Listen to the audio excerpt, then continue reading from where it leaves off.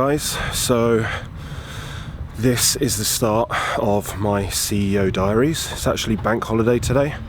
I'm walking down to Ultimate Fitness. Just a bit of a change this week. I hit a stumbling block on incline press, and Elite is an amazing gym, but they've only got a certain amount of machines. Like there's only one incline chest press, so it doesn't give me much ability to do that for say 12-16 weeks and then add in a different equivalent machine.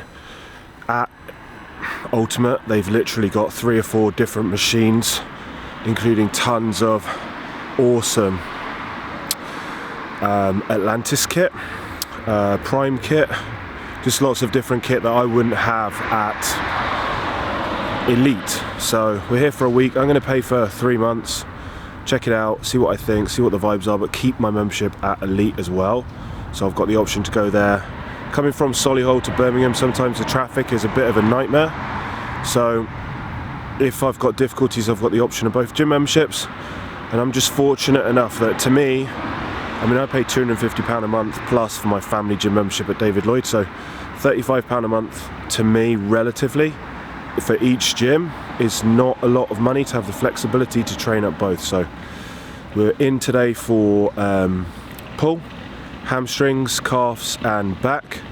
Most important session of the week for me because I really need to prioritize my back and my hamstrings, just the whole shot from the rear. So I'll try and get as much content as I can from today. As always, what's going to happen in these videos is I'm going to shoot all the content over to Lee at Invigor Media, my superstar editor.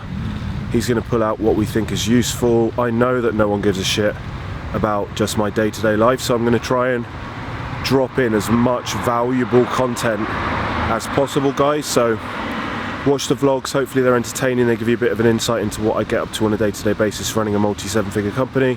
But also inside of each week's vlog will be just my advice that I've built up over 15 years of experience that you can use in your business life.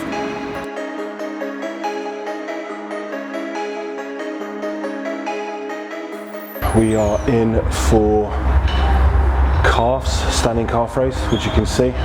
Machines here are older on the face of it, but actually they are super smooth. So we've got 3 sets, raising up in rep range, 8 to 12, dropping off the weight, 12 to 15, and then 15 to 20. So let's get it in. Just a quick one on progression. For me, I have switched from a logbook to this app called Strong. The app itself is, I don't think it's anything special, it's just an app, right? But the good thing about it is I don't have to keep flicking forward and backwards in my logbook. Today I've come to Ultimate. This machine, which is a life fitness machine, is totally different in terms of the weight range than the one that's in Elite. So I can't just think, oh, I did 200 in Elite, I need to do 200 on here. Actually 200 in Elite is equivalent to roughly 142 in here. But I've still got the workout data from 3 or 4 weeks away. I can literally just click and I can see the graph. I've got a note that says Ultimate Fitness, and for me that's just easier than using a logbook. So progression is everything in natural bodybuilding. It's just progression over time. We would hope that if we can lift more weight, more volume, we can progress in a certain data metric, then when we get on stage, we will have made progress. And there's no other real way to look at it from a training perspective. Obviously looking at your physique and looking at aesthetics, we can see, like watching George Osborne's vlog, super interesting to see the progression difference in his physique, but actually he's only put on a super small amount, pound weight of muscle. So his physique totally changed, the look of it. So it's not all about metrics, but I think measuring versus not measuring, 100% measuring and seeing progression also just gives you a bit of positive feedback for your workouts. So I haven't really worked out how to get in and out of this machine yet without looking like a dick, but there you go.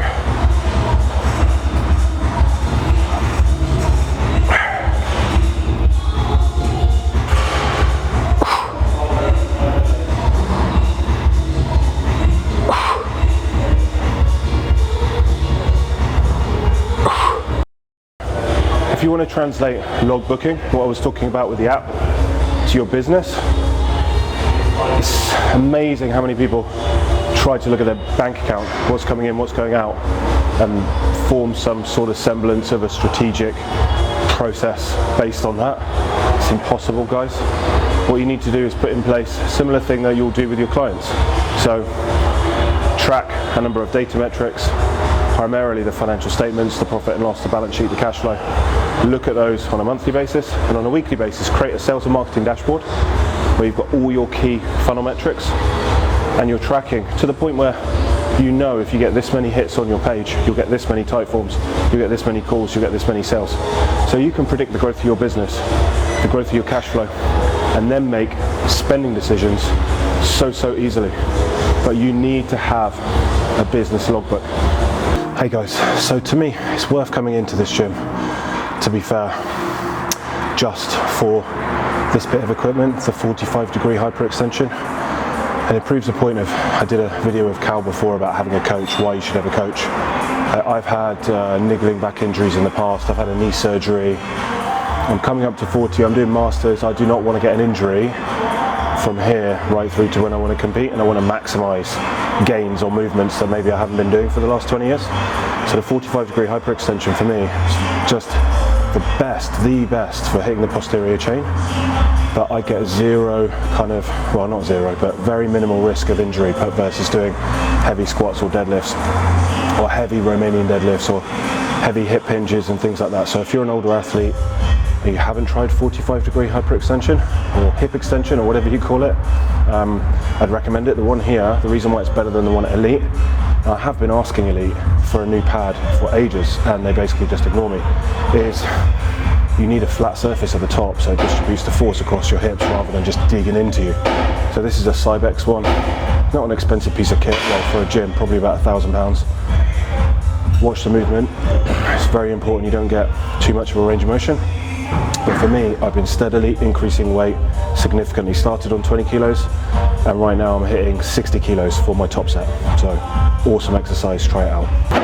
So I just watched myself back, guys. If you're watching the heavy set, and I probably did a good job of keeping my lower back straight, but my upper back is sort of hunching forward. I need to pin my shoulder blades back. So have a look at the back offset. I'll attempt to do that and then see if you can see the difference between the two, which is why my good friend Georgie said I should be recording all of my sets and watching them back.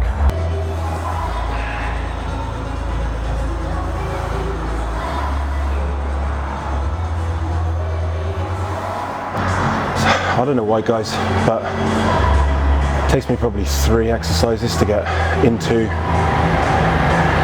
that zone, if you call it that zone. So thinking about probably extending my warm-up, walking on the treadmill, listening to music and trying to get into my focus zone earlier. Like now I feel it, I feel focused, I feel driven, I feel the music, I feel the vibes, I feel everything. But we're like 3 exercises deep. Now I'm not saying that I would have got any more reps in the first few exercises, but it just feels better. It's more enjoyable to be working out when you've got focus and flow. The same thing applies to work.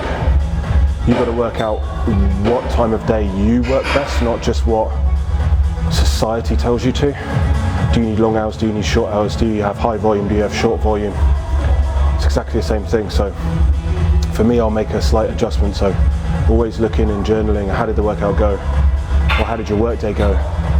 And what could you do to make tomorrow better? Like that's just a consistent, continual improvement process, or Kaizen is a philosophy.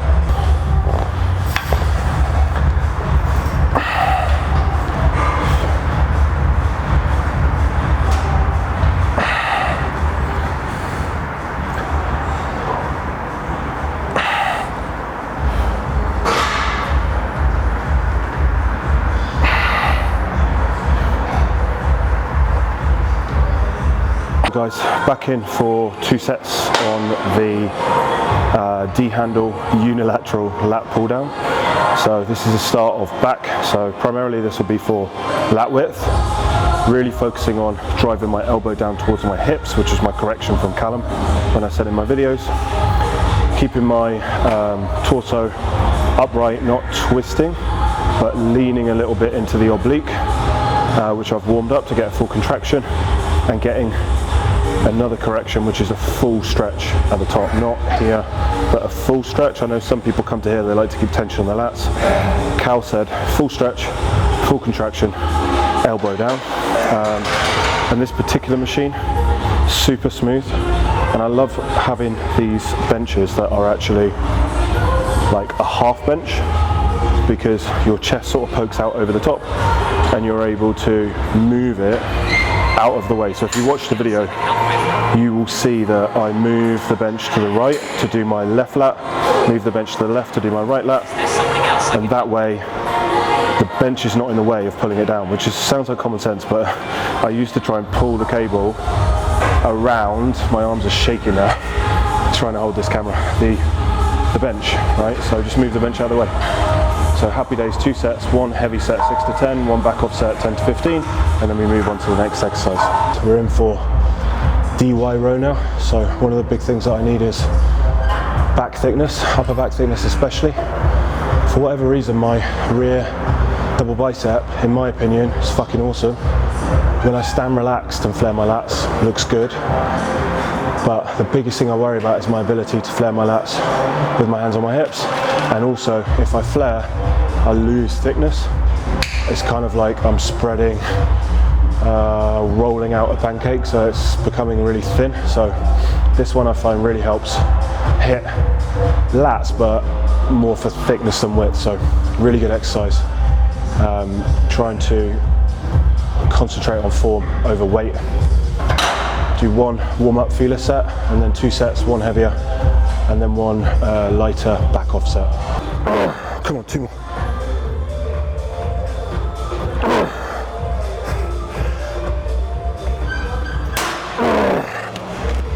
So, for me, it's got to be a balance between trying to hit 5 or 6 perfect reps and then 1 or 2 slightly shitter reps, but using a little bit of momentum. We're just trying to keep it in control, and all the while keeping the same kind of rep cadence. There's an interesting article this week from Lane Norton, who I used to follow like crazy, about do you actually need to go to failure? Ultimately, the conclusion is if you want to train high intensity, low volume, you need to go to failure. If you want to train not to failure, you need to put more volume in. And I'd rather get in and out of the gym. I mean, on a content day like this, I'm going to be working out for 90 minutes instead of 60 really, but just makes a nice pace change anyway for me, and I can try and hit a few more PRs.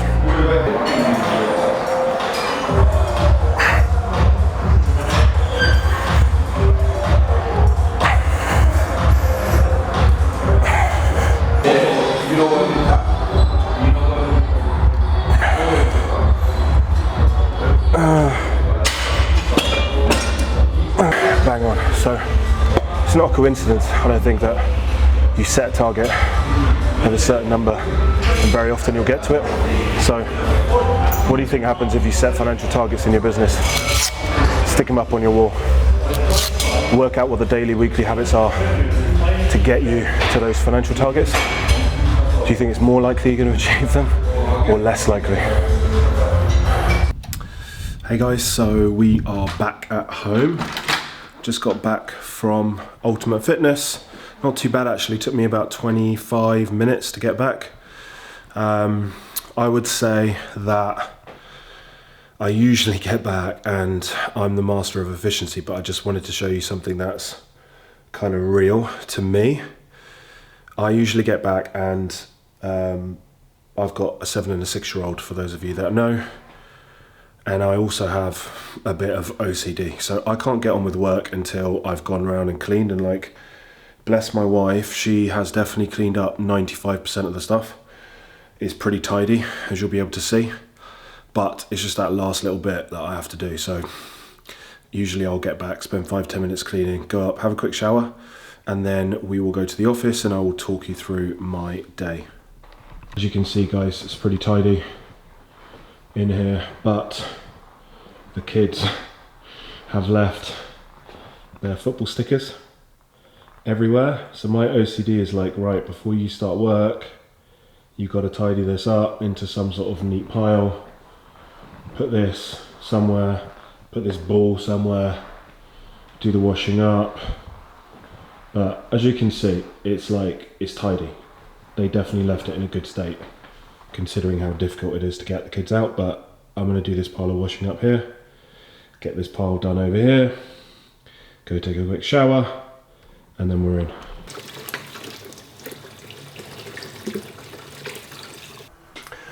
Hey guys, so in terms of what I've got to do today, just made my weekly list. As you can see here, you probably can't see the individual items, so I'll quickly run you through. My website, new Growth Factor website, is almost live, so we will be finalizing that. Last few testimonials, last few images. We're actually using a really cool client image. Super excited about that.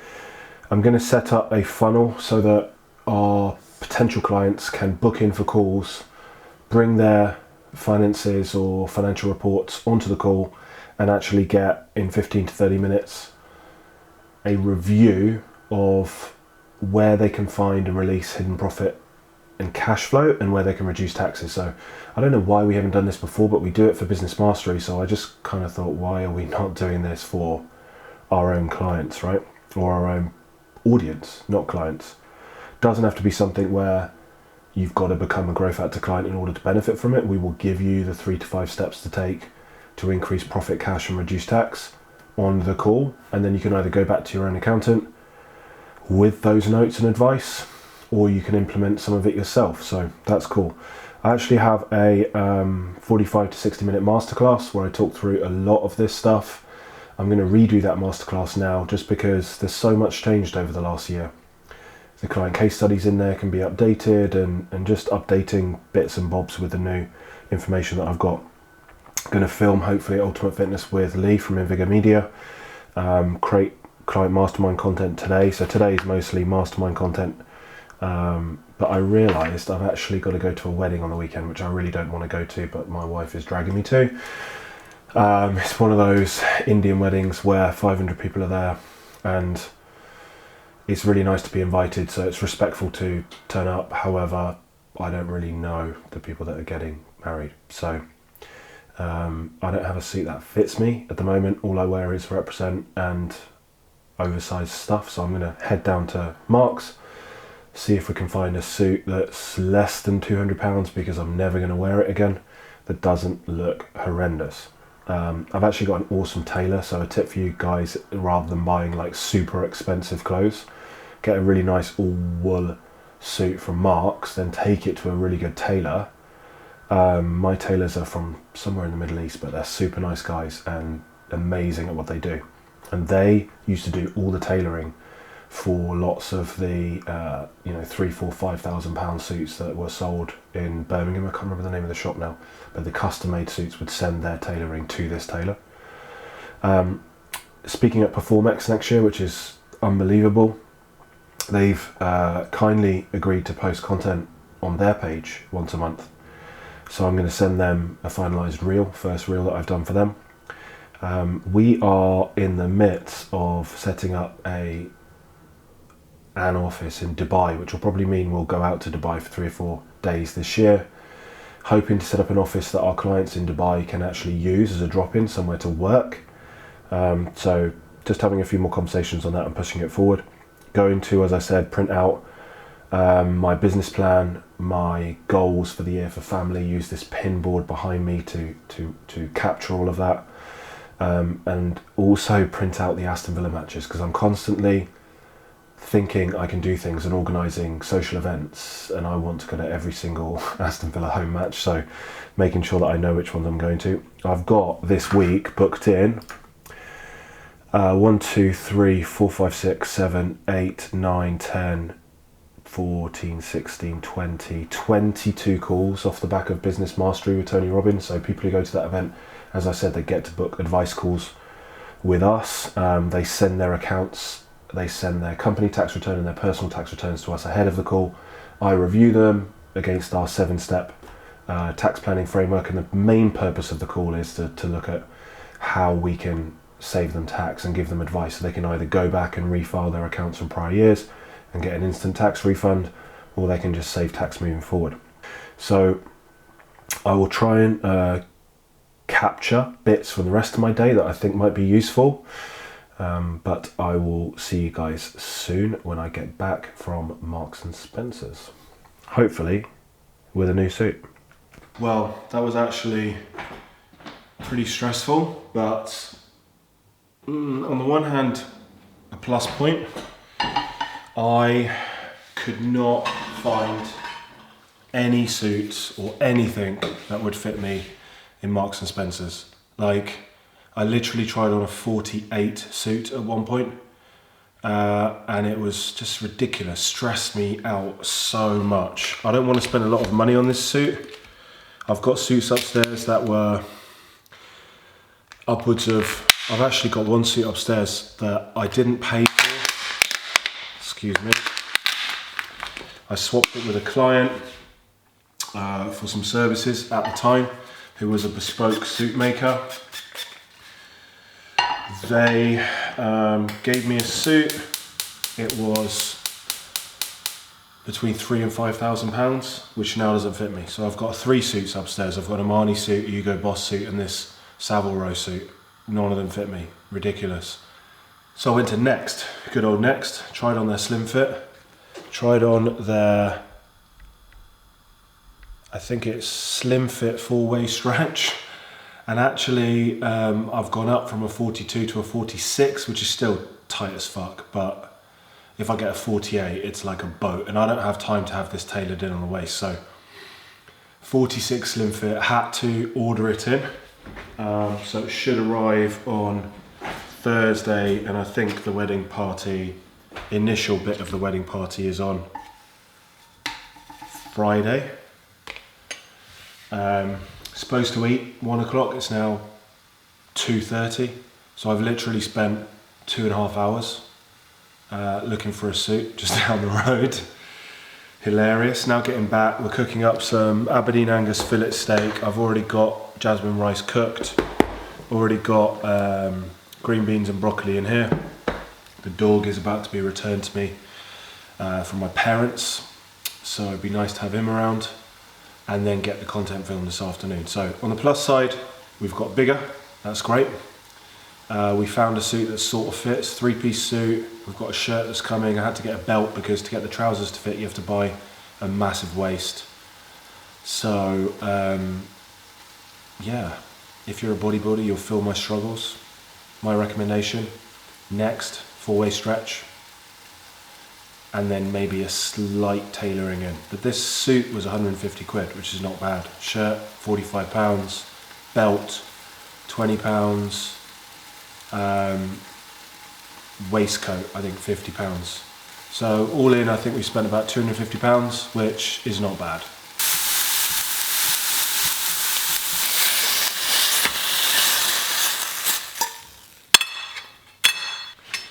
Guys, if you have not yet been involved in Hawksmoor fillet steak, I know it's expensive, but maybe even just once a week for a treat, get Hawksmoor, cook it fresh, smother it in Himalayan pink salt, black pepper, no sauce, jasmine rice. It is unbelievable. It just melts in your mouth. My main dude, James, has been sorted out the garden, so now the kids have a play date tomorrow and they can actually play. So he comes along, sorts out my garden for me. Awesome. Just a football pitch, 3G Astro. My recommendation, guys, if you're a CEO founder and you want to get some of your time back, just think about some of the things that you're doing that you don't need to do, like that put you away from your genius zone. Like, do you need to be blowing leaves into one corner of the garden once a week, mulching them all up and then putting them in the green bin, when you can pay someone £10 an hour who's very grateful for the work to do that?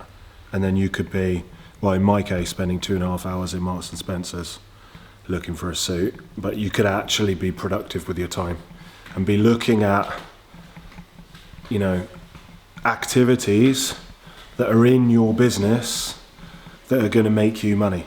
And I'm sure you can make way more than £10 an hour. So there's a balance between doing things. Let's turn this tap off. Doing things that you enjoy, and let's sort this ISO out. There we go. Balance between doing things that you enjoy and it's kind of like relaxing for you outside of work. And I get that. Some people like DIY, some people like painting, some people like cleaning. It's kind of like therapy, right? Versus things that you shouldn't really be doing because you've already hardly got enough time to balance work, family, training, nutrition and everything else. So are there some things that you could outsource in your week, like cleaning the garden? Is there a James in your local area that you could hire? He's awesome, by the way, so if you're in the Midlands. Actually, no, I'm not going to give you his details because I want him for myself. Could you outsource certain tasks and free up some of your time? So, we are now into bedtime routine. What have you got there, Jackson? Medals. Medals? What did you win them for? Football. Football? Yeah. Show everyone your trophy. What's that trophy for? My footballs are... Can you get it up to the lens? It's there. I always do that too. I look in that bit there at myself, but you've got to look in that bit there. Can you see it? Which bit? This bit here. This lens. I look in that bit. No, you got to look at that bit. That So, bit? yeah, everyone- I looked at that bit. So everyone can see you. It says Sports Superstar. Yeah. Well done. Well done. And why don't you get that pile of books that you've read to show everyone how you're already such a good reader. So we used to be in the routine of reading a bedtime story, which we still sometimes do upon request. But now the guys are reading their own books, jingle jangle.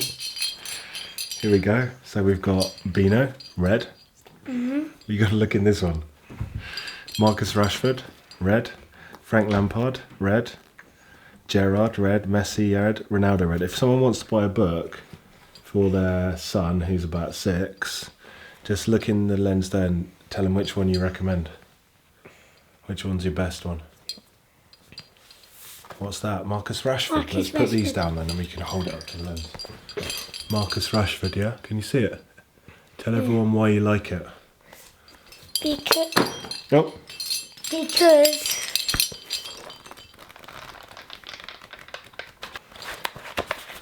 pages like this. And what did you learn? What did you learn from it though? To be confident. To be confident, yes. So I'm going to show you all my football cards that I got from Match Attack Packs, the new Adrenaline XL. These are the best ones, right? This is what all the Yeah. kids should be collecting. Yeah. Yeah. I got That's it. Hold on to it. Ronaldo, It should Match. focus again. Maybe if we move it around. There you go. Match winner Ronaldo, Ronaldo. matchmaker. Yeah. How many have you got there? Just pick your best 3. I got You can't show all 12 of them. Just here. What's that? Modric, Modric, and what's your best one? Star Your Styling, best one and my best one is is the Black Edge Messi. wow. Show them the This is back. a- The back's the best bit. Messi Black on the Edge front, Messi. best ever footballer, and all the stats on the back. So if you want to keep kids entertained, buy them what? The Black Edge Messi. And the match attacks, yeah. And the Match Attacks. And don't forget Match winner Ronaldo. And I have some match signature stars. Very nice. Thank you, Caleb. Thank. Highway rat was a baddie. The highway rat was a beast. He took what he wanted and he ate what he took. His life was one long feast. His teeth were sharp and yellow. His manners were rough and rude. And the highway rat went riding along the highway and stealing the traveller's food. Yeah, good night, okay? Alright, I'll see you in the morning. Love you. Good night. Good boy. Good boy. Hey guys, so it's 8:15. The kids are probably not asleep yet, but they're upstairs. This is my last meal of the day, so I've got some Greek yogurt if, yes, we can get it to focus. Usually I have the one from Ocado, which has 20 grams of protein. This one only has 16. Then I'm having frozen fruit. So I normally have fresh fruit in the macros, but don't have any at the moment. So I'll have frozen fruit, and then I'll top up my macros with actually some oats. Just put them in there. Got some peanut butter, 20 grams of peanut butter. This camera loves to focus on peanut butter. There you go. This is the GOAT of all peanut butters. It is unbelievable. And then just some stevia sprinkled on top. Usually Kieran and I will sit down now and watch Netflix, but I started a Kai Green documentary earlier on. So she's gonna watch probably Housewives of Somewhere, and I'm gonna finish off Kai Green, and maybe we'll watch something together upstairs after. Try and get to bed around 10, and I try and usually wake up around 6.